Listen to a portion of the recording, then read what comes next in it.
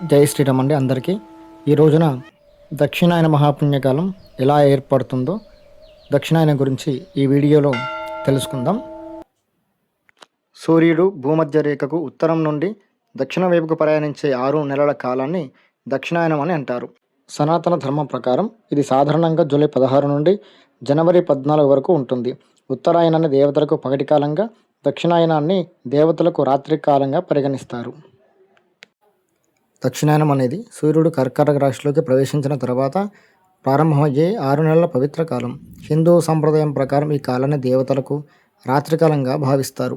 ఈ సమయంలో భక్తులు శ్రీ మహావిష్ణువుని, పరమేశ్వరుని భక్తి శ్రద్ధలతో ఆరాధిస్తారు.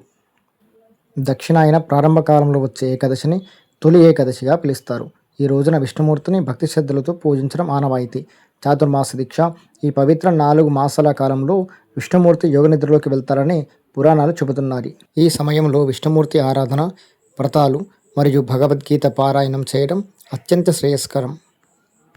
ఈ కాలంలో పితృదేవతలకు ప్రత్యేక పూజలు మరియు శ్రాద్ధకర్మలు చేయడం చాలా శ్రేష్టమైనదిగా భావిస్తారు.